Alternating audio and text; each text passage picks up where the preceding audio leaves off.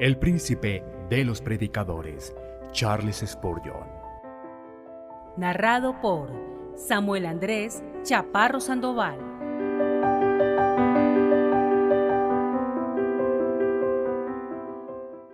Calculando los gastos, sermón predicado la mañana del domingo 22 de febrero 1874 por Charles Haddon Spurgeon en el Tabernáculo Metropolitano, Newington, Londres. Porque, ¿quién de vosotros, queriendo edificar una torre, no se sienta primero y calcula los gastos a ver si tiene lo que necesita para acabarla?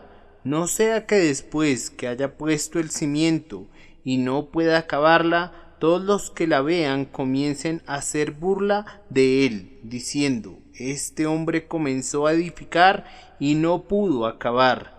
Lucas capítulo 14, versículos 28 al 30. Este pasaje es exclusivo de Lucas, y él nos informa que en el momento en que nuestro Señor expresó estas palabras, grandes multitudes iban con él. Podemos observar que nuestro Señor no se deprimía cuando la muchedumbre lo abandonaba y que tampoco se entusiasmaba cuando su ministerio ganaba popularidad. Él reaccionaba tranquila y sabiamente en medio de la excitación de las desbordantes multitudes. Este pasaje nos sirve de suficiente evidencia de ello. En esta ocasión nuestro Señor habló con miras a la criba del gran montón conformado por el discipulado nominal que se encontraba frente a él, para desechar el tamo y conservar el valioso grano. El discurso que estamos considerando nos recuerda el proceso que siguió Gedeón para reducir aquel vasto pero abigarrado ejército del cual dijo el Señor: el pueblo que está contigo es mucho. Después de haberle pedido a pusilánimes que se marcharan, llevó luego a las aguas a los miles que quedaban y les ordenó que bebieran, y entonces conservó sólo aquellos que lamieron de una cierta manera peculiar que indicaba su celo, su rapidez, su energía y su experiencia.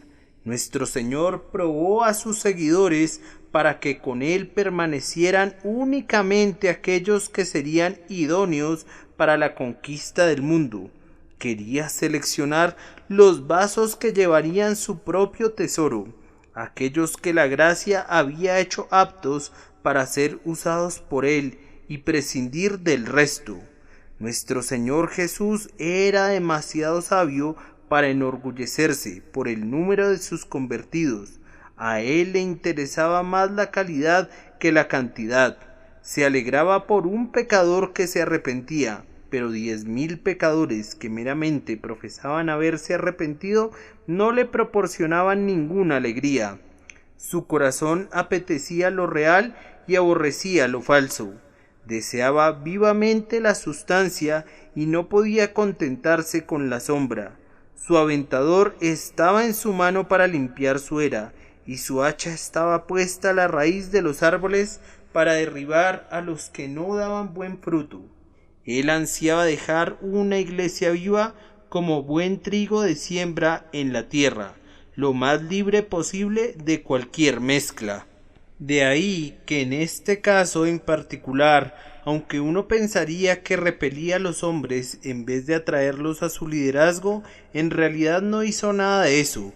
Él entendía muy bien que la verdad es lo que tiene que ganar verdaderamente a los hombres, que el verdadero amor es siempre honesto y que el mejor discípulo no es aquel que se une apresuradamente a la clase del grandioso maestro para descubrir luego que la enseñanza no era lo que esperaba, sino que debe ser alguien que busca suspirando el conocimiento que el maestro está dispuesto a proporcionarle.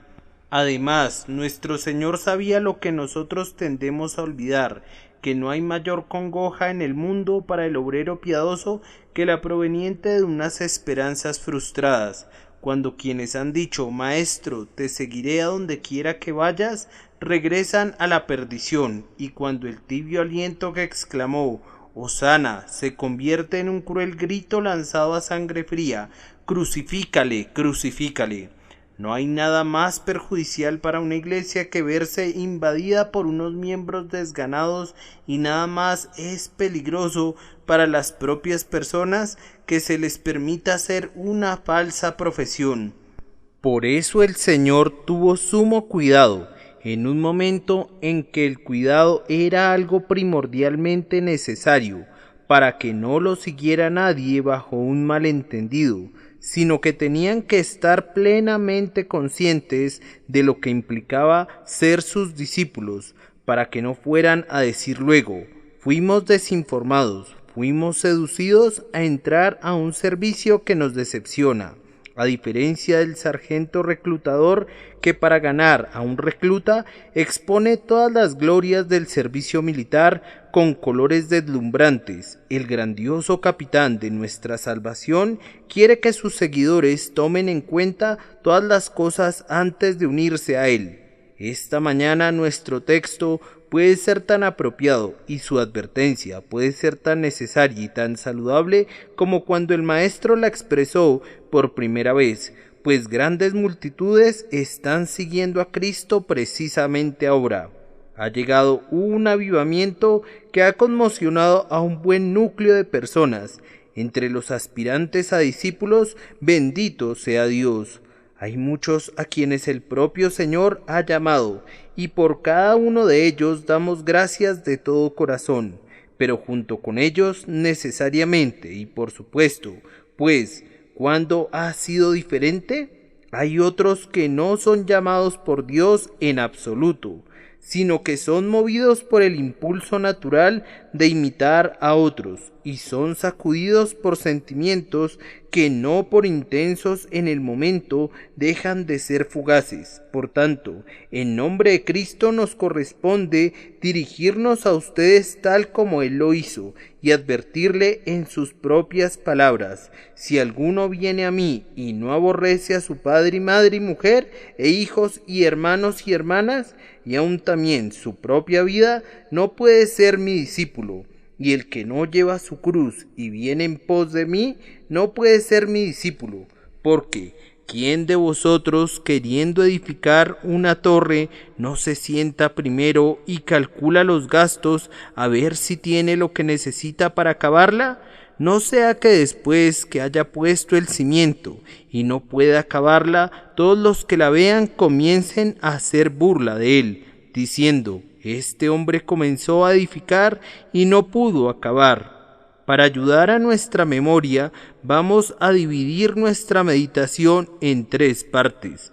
La primera será encabezada de esta manera: la verdadera religión es costosa. La segunda llevará este lema: la sabiduría sugiere que antes de entrar en ella debemos calcular el costo. Y la tercera llevará esta inscripción: cueste lo que cueste, vale lo que cuesta. Primero, entonces, partiendo de nuestro texto, es claro que la verdadera religión es costosa. Lejos de nosotros esté el crear aquí alguna confusión de pensamiento. Los dones de la gracia de Dios no nos cuestan nada, y su salvación no podría ser comprada con dinero, ni con mérito, ni gracias a votos y penitencias. Si diese el hombre todos los bienes de su casa por este amor, de cierto lo menospreciarían. El lema evangélico es: sin dinero y sin precio. Nosotros somos justificados gratuitamente por su gracia mediante la redención que es en Cristo Jesús. No obstante, si un hombre es cristiano, le costará algo. Consideren un momento. Allí está un ciego, sentado a la vera del camino, mendigando. Pide que sus ojos le sean abiertos. ¿Le costará algo? No. El Salvador no aceptaría ni todo el oro del mundo por esa curación. Le abre sus ojos gratuitamente, pero una vez abiertos a ese ciego le costará algo. Al obtener su vista será llamado a cumplir con los deberes de alguien que tiene ojos. Desde ese momento ya no se le permitirá sentarse allí para mendigar, o, si tratara de hacerlo, perdería la simpatía que es acordada a la ceguera. Ahora que sus ojos han sido abiertos, tiene que usarlos para ganar su propio pan. Le costará algo, pues ahora estará consciente de la oscuridad de la noche, de la cual no supo nada antes, y ahora tiene que mirar algunos tristes espectáculos que nunca antes lo habían afligido, pues a menudo el corazón no lamenta lo que el ojo no ve. Un hombre no puede ganar una facultad como la vista, excepto gastando algo. El que añade conocimiento o la forma de aumentarlo, añade aflicciones y obligaciones. Tomen otro caso. Un hombre pobre es convertido en un príncipe de pronto. Eso le costará tener que renunciar a sus hábitos anteriores y lo llenará de nuevos deberes y cuidados. Un hombre es puesto en el camino al cielo como un peregrino. ¿Paga algo por entrar por la puerta angosta? ¡Claro que no! La gracia inmerecida lo admite a la sagrada senda, pero haber sido puesto en el camino al cielo le costará algo a ese hombre. Necesitará sinceridad para tocar a la puerta angosta, y tendrá que sudar para subir al monte de la dificultad. Le costará lágrimas encontrar de nuevo su pergamino después de haberlo perdido en el árbol de la tranquilidad. Tendrá que poner sumo cuidado al bajar al valle de la humillación. Le costará resistir la sangre cuando entre en un conflicto cuerpo a cuerpo contra Polión. Le costará muchos temores cuando tenga que atravesar el valle de la sombra de muerte. Le podría costar su vida cuando llegue a la feria de las vanidades, si, como fiel, fuera llamado a dar testimonio en la hoguera. La verdadera religión es un don de Dios y no hay nada que podamos hacer para comprarla, pero al mismo tiempo que la recibimos se producen ciertas consecuencias y tenemos que considerar si seremos capaces de hacerles frente. Pueden estar seguros de que el costo tiene que ser alto, pues nuestro Señor lo compara con la edificación de una torre. La palabra utilizada aquí como torre ha sido empleada a menudo para significar una casa guarnecida con torreones, una villa o una mansión campestre. ¿Quién de vosotros, le pregunta a la gente, queriendo edificar una mansión para residir con toda tranquilidad, no se sienta primero y calcula los gastos? El edificio habrá de ser costoso. Doddridge se equivoca al suponer que se tiene la intención de describir aquí una construcción temporal. Es claro que costaría una suma considerable por lo dicho por el Salvador respecto a que un hombre sabio se sienta primero y calcula los gastos. No se pone de pie simplemente y pasa su mano por su frente diciendo: esta torre me costará tantos cientos de libras esterlinas, sino que ha de ser una construcción elaborada, casi un edificio palaciego, y, por tanto, se sienta como un comerciante en su escritorio y considera concienzudamente el proyecto. Consulta al arquitecto y al ingeniero constructor y calcula cuál será el costo de las paredes exteriores, cuál será el costo del techo, cuál será el costo de los arreglos interiores y otros componentes similares. Y no hace un cálculo impreciso, sino que calcula el gasto de igual manera que los hombres cuentan su oro. Evidentemente es un asunto de consideración para él, y lo mismo es la verdadera religión. No es una nimiedad, sino que es un asunto de suma importancia. Aquel que piensa que una especulación descuidada, atolondrada y carente de un plan definido bastará para sus intereses eternos, es lo contrario de un sabio. La verdadera piedad es la edificación de un carácter que resistirá el día del juicio. Comienza por cavar profundamente los cimientos en fe, amor y un corazón renovado. Se continúa la obra poniendo paciente y cuidadosamente, y a menudo dolorosamente, piedra sobre piedra, los materiales del imponente edificio, añadiendo diligentemente a vuestra fe virtud, a la virtud conocimiento, al conocimiento dominio propio, al dominio propio paciencia, a la paciencia piedad, a la piedad afecto fraternal y al afecto fraternal amor. La obra de nuestra vida consiste en edificarnos sobre nuestra santísima fe. ¿No ven que el carácter cristiano es asemejado a un glorioso palacio? Pero para que no pensemos todavía que el gasto es pequeño, nuestro Señor lo compara con una guerra y habla del número de tropas involucrado en esa guerra, mostrando que no es ninguna refriega intrascendente entre dos tribus insignificantes. Lo compara con una guerra en la que de un lado hay una formación de 10.000 y del otro lado un ejército de 20.000.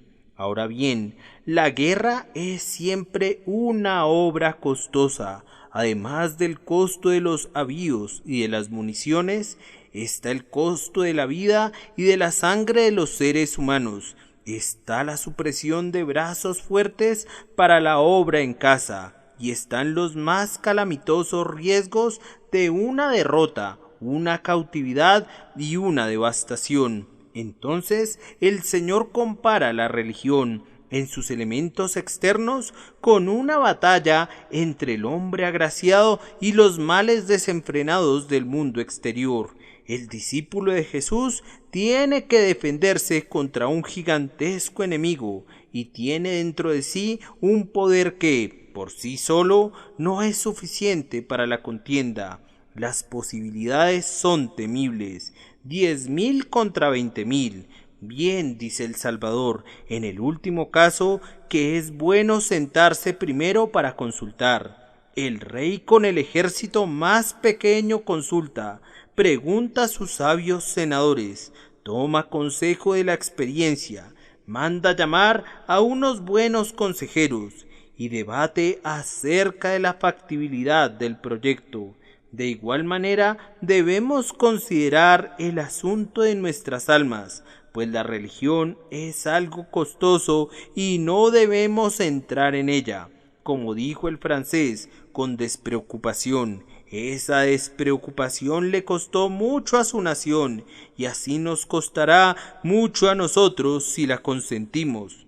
Podríamos haber inferido esto, pienso, a partir de algunas otras consideraciones, es decir, primero, del hecho de que la verdadera religión es algo duradero, dura toda la vida. La falsa religión viene y se va, la verdadera regeneración no se repite nunca, y es el comienzo de una vida que no conocerá un fin ni en el tiempo ni en la eternidad. Ahora bien, cualquier cosa duradera es necesariamente costosa.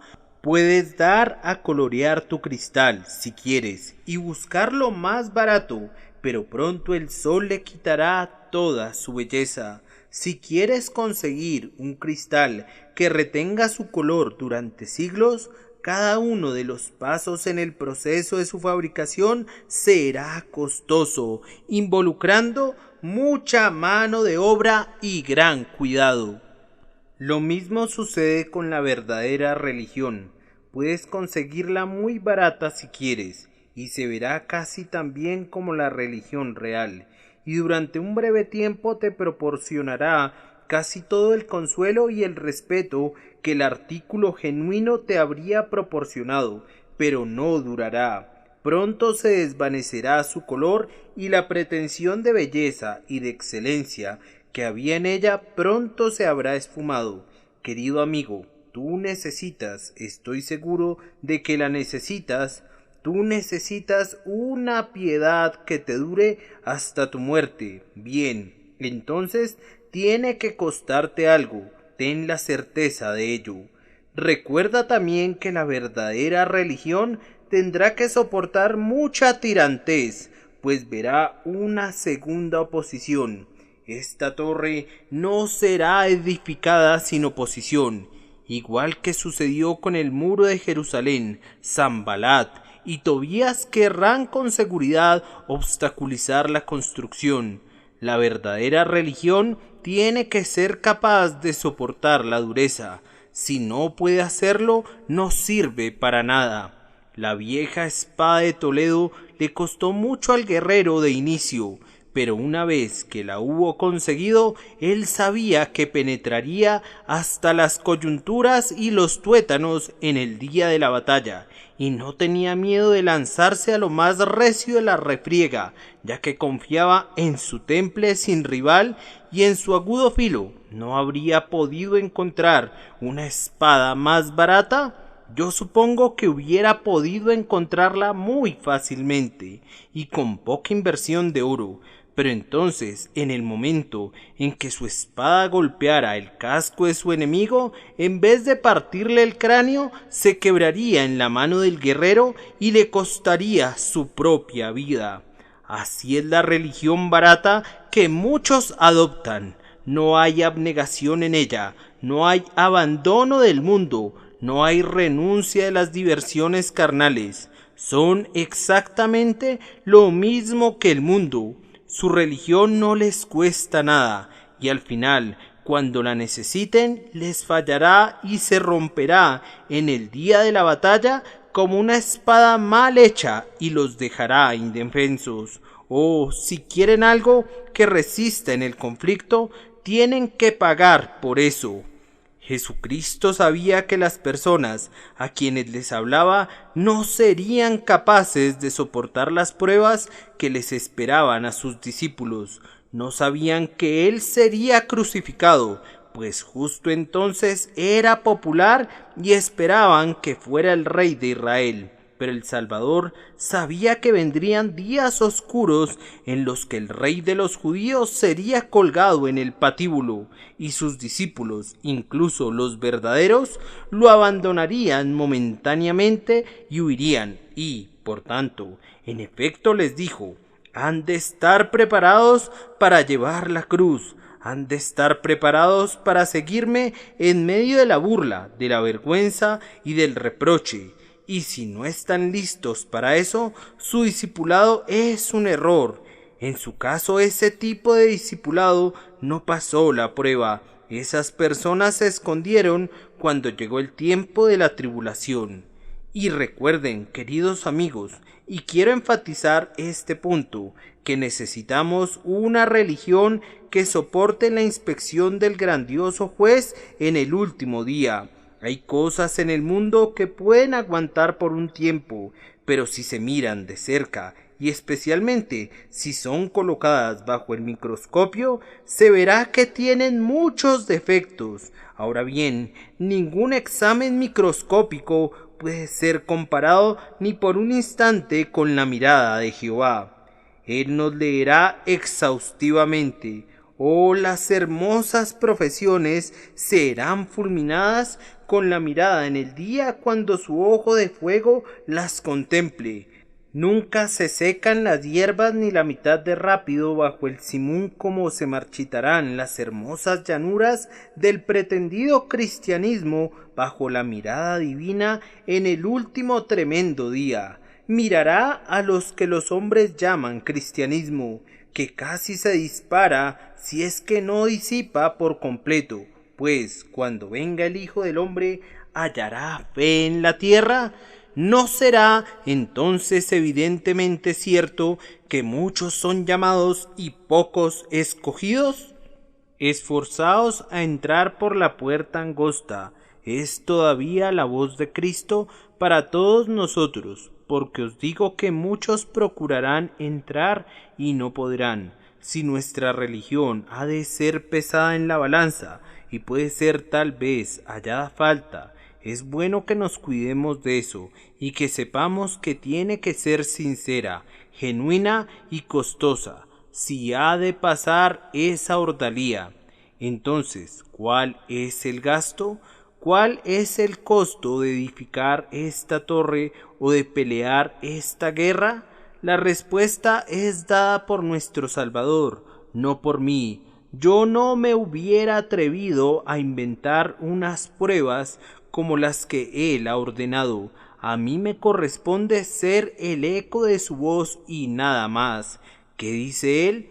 Pues bien, primero que si quieres ser suyo y quieres tener su salvación, tienes que amarlo más que a cualquier otra persona en este mundo.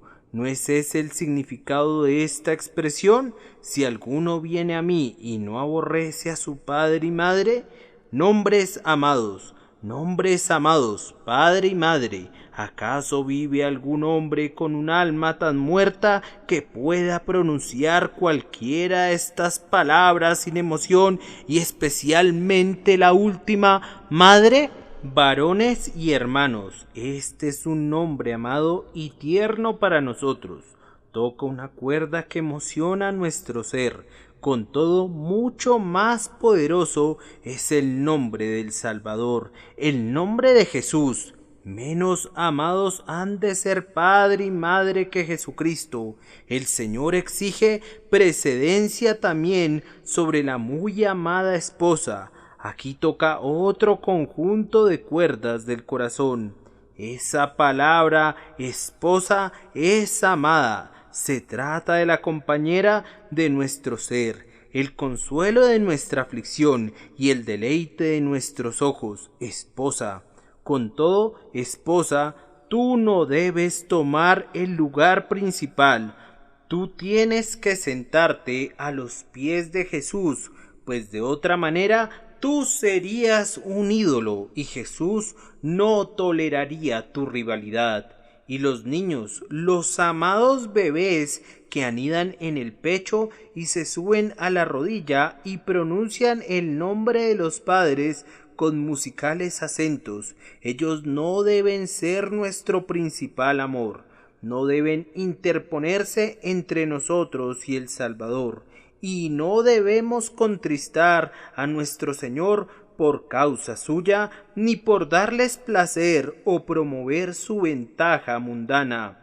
Muchos hijos son señores de su padre, muchas hijas han sido amadas de su mamá, pero si es para mal, esto ha de llegar de inmediato a su fin. Si nos tientan al mal, deben ser tratados como si los odiáramos. Sí, el mal en ellos debe ser odiado por causa de Cristo. Si son discípulos de Cristo, su Señor tiene que ser primero, y luego seguirán madre, padre, esposa, hijos, hermanos y hermanas, en su debido rango y en su orden. Me temo que muchos profesantes no están preparados para esto. Serían cristianos si su familia lo aprobara, pero tienen que consultar con su hermano, con su padre o con su esposa. Ellos se opondrían a los placeres mundanos si otros lo hicieran, pero no pueden tolerar figurar como excéntricos ni oponerse a los puntos de vista de sus parientes. Dicen, mi padre lo desea, y no me atrevo a decirle que está mal. Mi madre dice que no debemos ser tan mojigatos, y por tanto, aunque mi conciencia me dice que está mal, con todo yo lo haré. O por otra parte dicen, mis hijas están creciendo y tienen que divertirse, y mis hijos tienen que disfrutar de sus placeres, y, por tanto, tenemos que ser tolerantes con el pecado. Ah, hermanos míos, si son verdaderamente discípulos de Cristo, no debe ser así. Deben hacerlos a todos a un lado, y los más queridos tienen que ser los primeros en irse antes que abandonar a Cristo, pues no dice él en los salmos, oye, hija, y mira e inclina tu oído, olvida tu pueblo y la casa de tu padre, y deseará el rey tu hermosura, e inclínate a él, porque él es tu Señor. Advierte que demostrarás mejor tu amor a tus parientes optando por lo recto, pues entonces será más probable que ganes sus almas. Ámalos intensamente como para no consentir lo malo en ellos. Ámalos tan verdaderamente que odies en ellos lo que te dañaría a ti y los arruinaría a ellos. Tienes que estar preparado para sufrir por causa de quienes están ligados a ti por los lazos más amorosos. El pecado no debe ser tolerado prescindiendo de lo que pudiera pasar. No podemos ceder en el punto del pecado. Nuestra determinación es invencible. Venga odio, venga amor, tenemos que seguir a Cristo. El siguiente elemento de costo es este. El yo debe ser odiado. Me temo que hay algunos que preferirán odiar a padre o esposa que odiar a su propia vida. Sin embargo, esa es la exigencia. Quiere decir esto que allí donde mi propio placer o mi propia ganancia o mi propia reputación o incluso mi propia vida obstaculicen la gloria de Cristo, yo soy muy pequeño para considerarme algo e incluso tengo que odiarme a mí mismo si el ego se interpone en el camino de Cristo. He de considerar a padre, madre, hermano, hermana y a mí mismo también como enemigos, en la medida en que se opongan al Señor Jesús y a su santa voluntad. Tengo que amarlos y desear su bien, así como también deseo mi propio bien. Pero no he de desear ningún bien para ellos o para mí mismo a costa de pecar y de robarle al Señor Jesús su gloria. En cuanto a mí, si veo cualquier cosa que se oponga a Jesús, tengo que desecharla. Tengo que mortificar la carne con sus afectos y lascivias, negándome a mí mismo cualquier cosa que contriste al Salvador o que impida alcanzar mi perfecta conformidad a Él. A continuación, el Salvador prosigue diciendo que si queremos seguirle, tenemos que llevar nuestra cruz. El que no lleva su cruz y viene en pos de mí, no puede ser mi discípulo. Algunas veces esa cruz viene en la forma de confesar nuestra fe delante de los contradictores. Ah, dice el de tímido corazón, si hiciera eso tendría todos mis amigos en contra mía. Toma tu cruz, es una parte del costo del verdadero discipulado. Difícilmente sabría cómo conducirme en el hogar si confesara mi religión. Toma tu cruz, hermano mío, o no puedes ser discípulo de Cristo. Bien, pero implicará un cambio incluso en mi vida diaria. Haz el cambio, hermano mío, o no puedes ser discípulo del Señor. Pero yo sé que hay alguien muy querido a quien he considerado como candidato para que sea mi futuro compañero, y él me dejaría si abandonara los caminos del mundo. Entonces, por muy pesada que sea la pérdida, déjalo ir, si es que no puedes seguir a Cristo y unirte a Él, pues debes seguir a Jesús o te perderás para siempre. ¿Qué palabras tan duras son esas? Son excelentes detectores de la hipocresía de muchos cristianos profesantes. ¿Se separaron jamás del mundo? No, ellos no. Siguen sus modas igual que los peces muertos flotan con la corriente. ¿Le reprocha a alguien por ser demasiado rígidos y demasiado puritanos? Oh, no, pues la suya es la religión que el mundo alaba, y por consiguiente la religión que Dios aborrece. Si alguno ama al mundo, el amor del Padre no está en él, y el que goza de la sonrisa de los impíos busca la censura de Dios. Pero además de esto, el Salvador, como otro elemento de costo, requiere que su discípulo tome su cruz y le siga, es decir, que tiene que actuar como Cristo actuó. Si no estamos preparados a convertir a Cristo en nuestro ejemplo, sí, Si no es nuestra sublime ambición vivir como Él vivió y entregarnos a actuar como Él actuó, no podemos ser sus discípulos. Por último, tenemos que hacer a Jesús una entrega sin reservas de todo. Escuchen estas palabras. Cualquiera de vosotros que no renuncia a todo lo que posee, no puede ser mi discípulo. Podría llegarse incluso al punto de que pudiera surgir la persecución y tendrías que renunciar efectivamente a todo. Tienes que estar preparado para ese evento. Tal vez no tengas que renunciar a nada, pero la entrega tiene que ser tan real en tu corazón como si hubiera sido llevada a cabo en acto y de hecho. Nadie se ha entregado a Cristo verdaderamente a menos que haya dicho también: Señor mío, yo te doy en este día mi cuerpo, mi alma, mis poderes, mis talentos, mis bienes, mi casa, mis hijos y todo lo que tengo.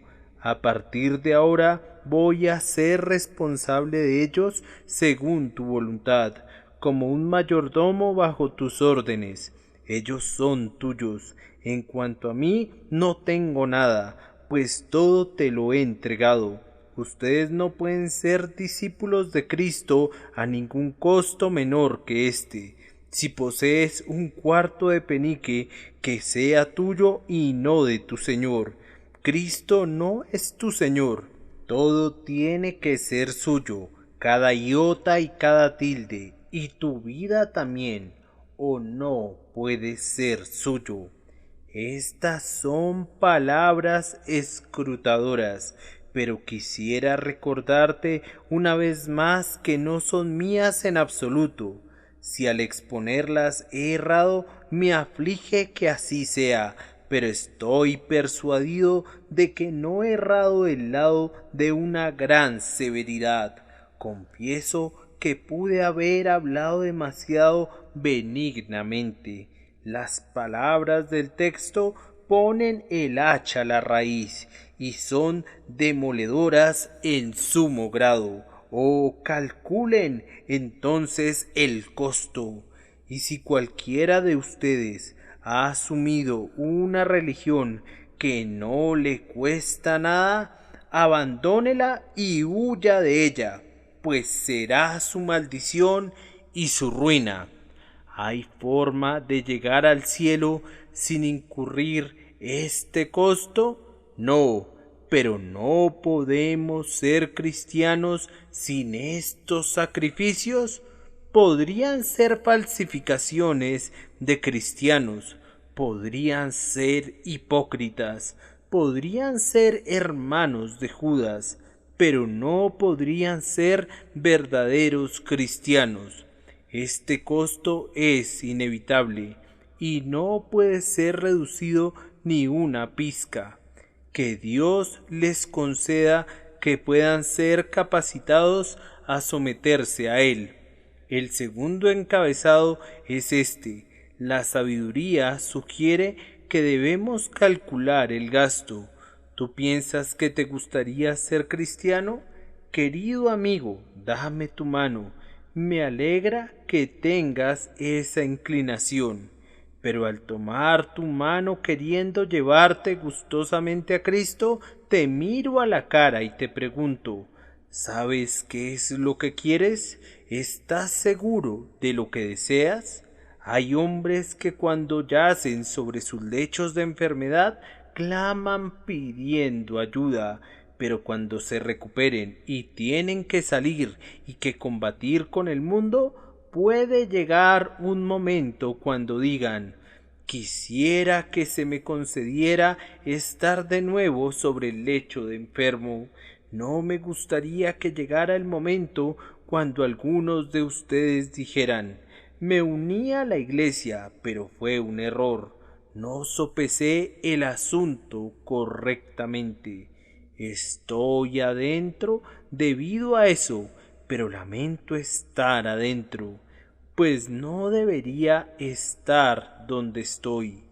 Si eres honesto, deberías renunciar a tu profesión, si tal es el caso.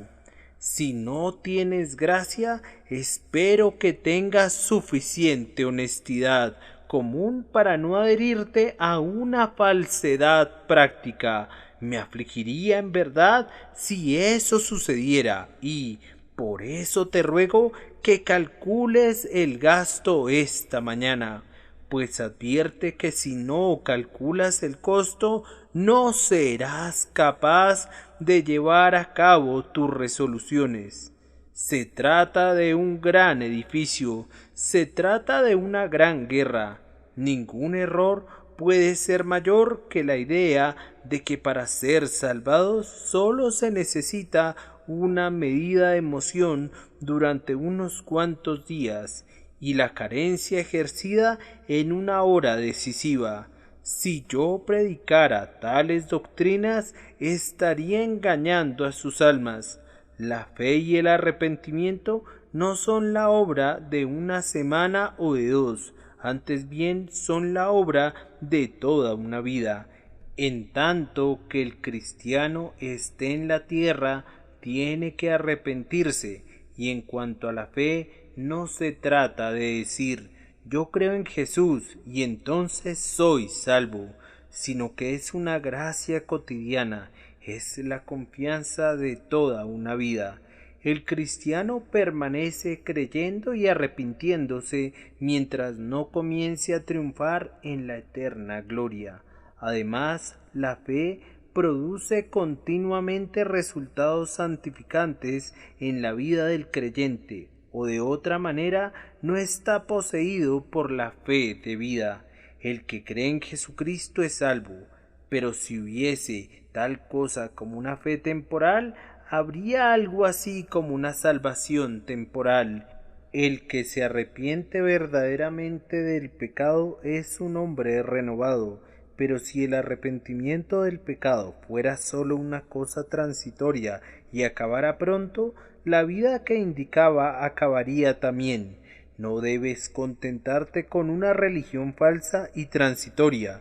Estás comenzando a edificar una torre de la cual la piedra cimera nunca será puesta sino hasta que seas llevado al cielo, y estás comenzando una guerra que no acabará nunca hasta que intercambies la espada por la rama de palma.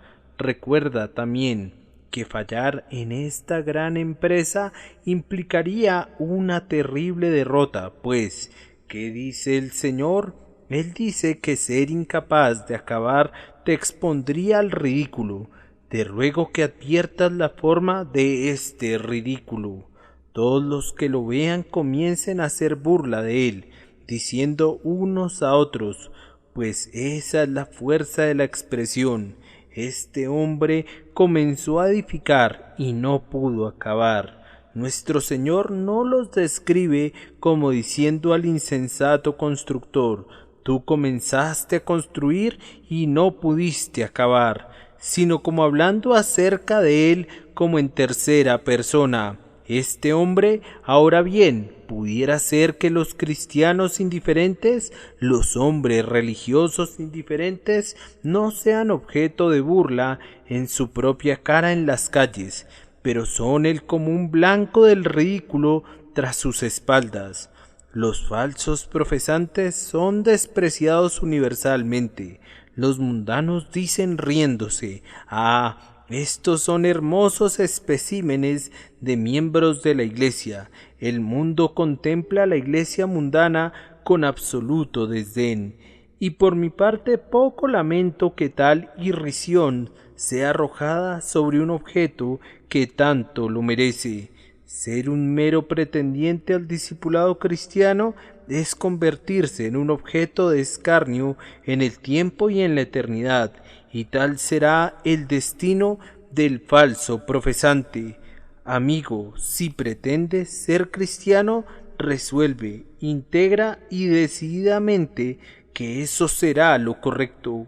Pues entonces, aunque los hombres no anden rondando y te alaben en tu cara, ellos te honrarán, e incluso quienes te odian conocerán tu valor, Pero si solo eres cristiano a medias y no lo eres íntegramente, puede ser que no se presenten ante ti para mostrar su desprecio, pero al pasar junto a ti se mofarán y tendrán más respeto por un mundano descarado que por ti, porque él es lo que dice ser y no pretende ser ninguna otra cosa. Pero en cambio tú comenzaste a edificar y no pudiste acabar. ¡Qué desgracia es ser un cristiano fingido! Hemos visto algunas veces que algunos especuladores han comenzado y han abandonado grandes edificios, y los vecinos se han referido a ellos como la locura de Smith, o la locura de Brown, o la locura de Robinson, o cosas parecidas. Esos son solo motivos pasajeros de mofa, pero el aparentador, el hombre que en apariencia comenzó a ser cristiano y luego perdió el ánimo, será señalado con el dedo incluso por los perdidos que están en el infierno. El borracho exclamará: ¿y tú? ¿Has venido tú también aquí? Tú que eras tan elocuente acerca de la sobriedad y tan propenso a regañar al amante de la bebida. ¡Ajá!, exclama otro, tú eres el hombre que vivía en nuestra misma calle y que hacía todo un espectáculo de su religión. Tú me dijiste que yo era muy perverso, pero ¿en qué eres mejor tú que yo? He aquí, yo veo a los profanos descarados levantándose de los potros del castigo de su remordimiento para exclamar: ¿llegaste a ser como nosotros?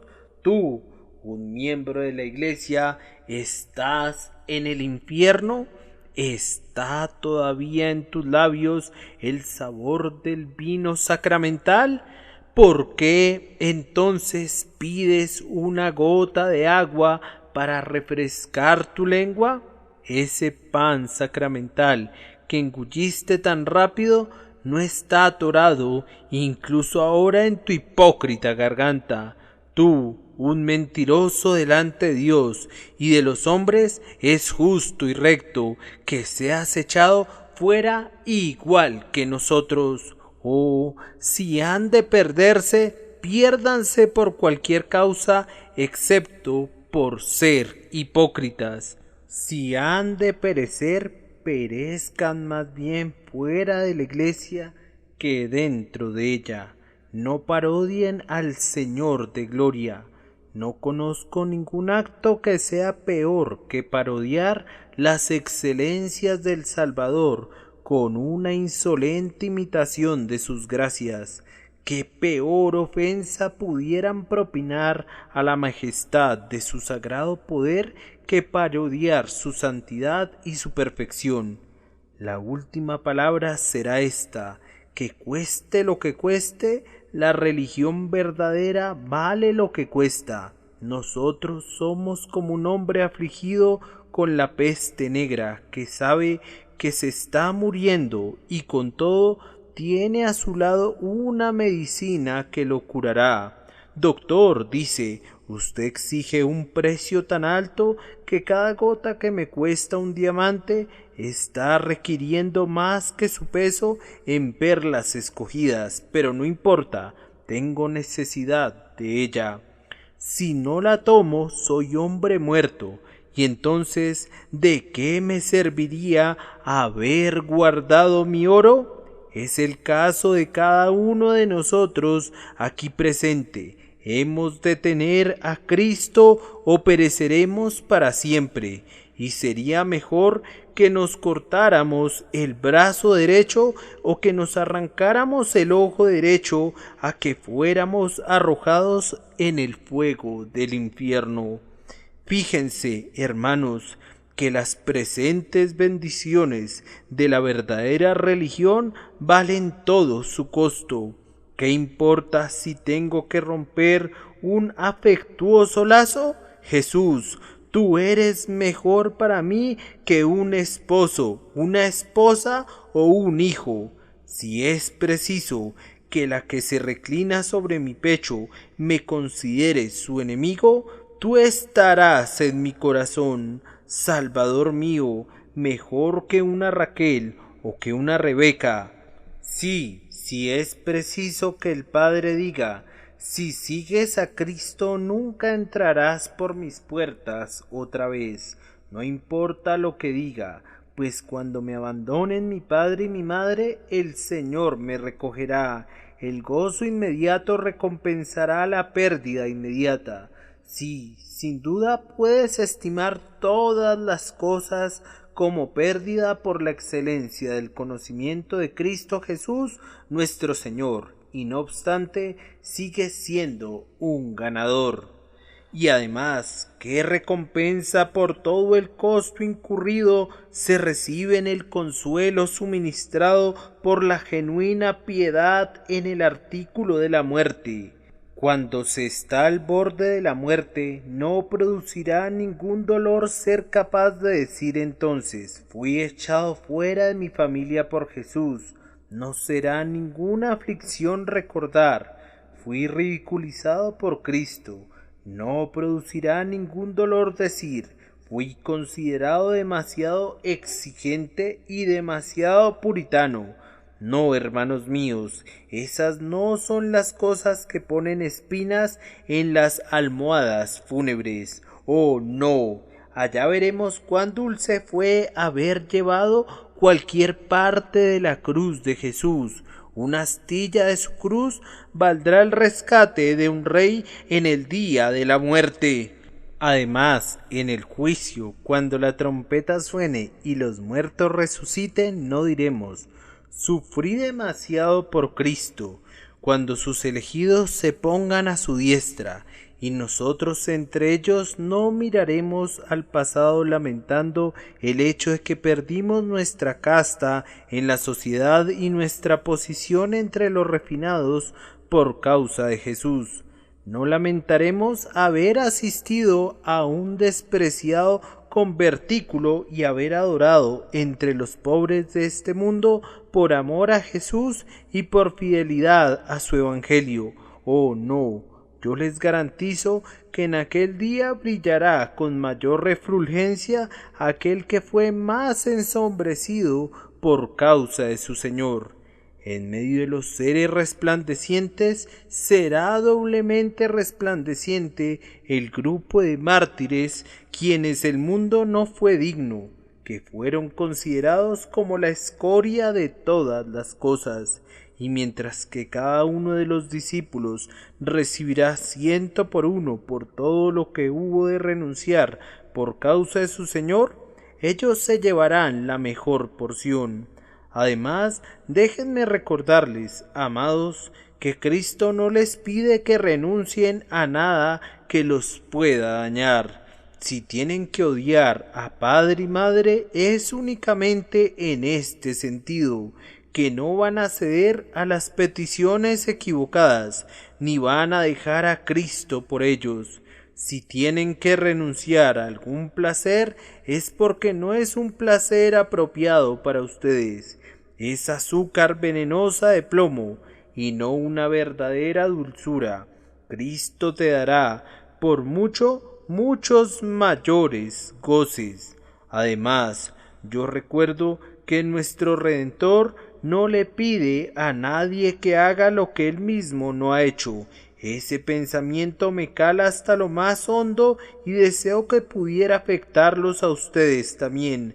Señor, ¿dices tú que renunciemos a nuestro Padre? ¿No dejaste tú a tu Padre? ¿Me pides que deje incluso la casa de mi Padre si tiene que ser así por tu causa? ¿No dejaste tú las gloriosas mansiones del cielo?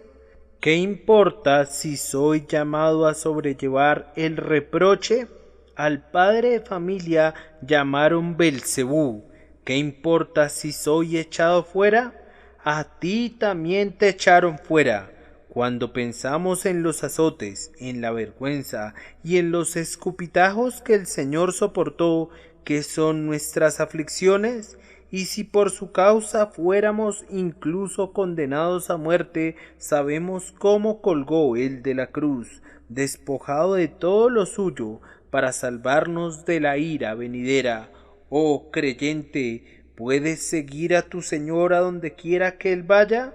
Soldados de la cruz, ¿puedes seguirlo a Él? ¿Acaso es el camino lo suficientemente allanado para esos amados pies suyos, pero es demasiado áspero para ti? Allí está Él en el recio de la batalla, donde los golpes caen con mayor rapidez. ¿Lo seguirás?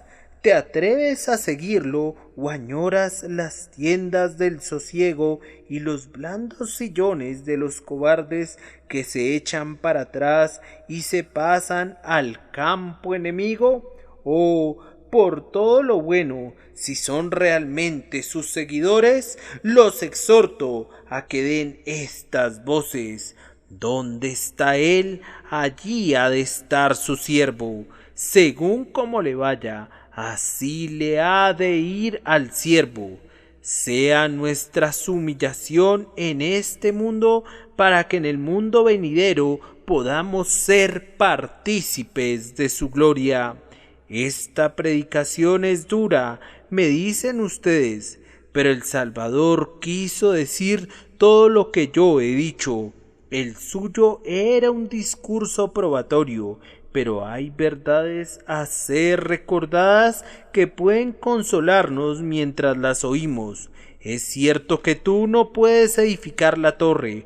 Josué le dijo al pueblo en su tiempo: no podréis servir a Jehová. Si has calculado el gasto, sabes ahora que no puedes pelear la guerra. 10,000 no pueden enfrentarse a 20,000. Pero, con todo, tiene que realizarse. La necesidad inevitable presiona por detrás. Sin importar lo que hubiera en el frente, no nos atrevemos a dar la espalda. Recuerden a la esposa de Lot. ¿Qué pues hemos de hacer? Oigan las palabras del Señor. Para los hombres es imposible, mas para Dios no, porque todas las cosas son posibles para Dios. ¿Estás dispuesto? Entonces el Espíritu de Dios te ayudará. ¿Tú renunciarás al mundo y a la carne sin un suspiro? ¿Lucharás contra tus lujurias y las vencerás por medio de la sangre del Cordero? La torre será edificada y el Señor la habitará. Échense sobre Jesús por medio de una fe simple. Apóyense en su poder y día a día crean en su fuerza, y Él los llevará seguramente hasta el final. ¿Notan el versículo que les sigue a este pasaje? Me pregunto si algo semejante seguirá a mi sermón. Es asombroso que aunque Jesús tronó como desde la cumbre del Sinaí y sus palabras parecían duras, con todo está escrito: se acercaban a Jesús todos los publicanos y pecadores para oírle, como si dijeran: este hombre nos dice la verdad, entonces lo oiremos. Y luego él comenzó a contarles las preciosas verdades de su gracia inmerecida, actuando justo como un labrador que pone el arado y remueve la tierra. Y cuando ve los terrones que se rompen en el surco, entonces arroja la semilla de oro, pero no antes. Oigan, todo aquel que quiera tener a Cristo, venga y recíbalo.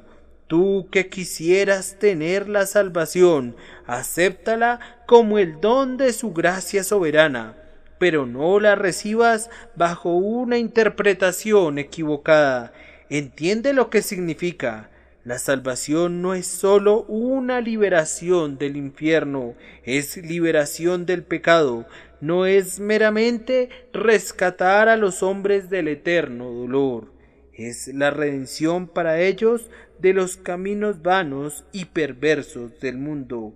No puede ser dividida, es una túnica sin costura, de un solo tejido de arriba abajo.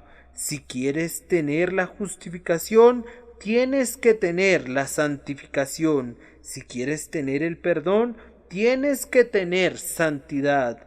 Si quieres ser uno con Cristo, tienes que apartarte de los pecadores. Si quieres caminar en las calles de oro en lo alto, tienes que recorrer el camino de la santidad aquí abajo.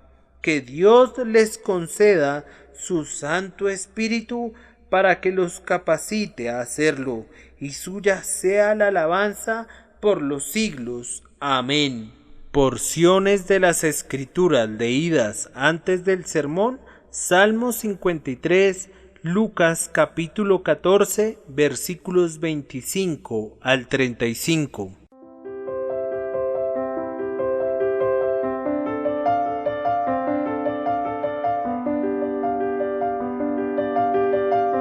El príncipe de los predicadores, Charles Spurgeon.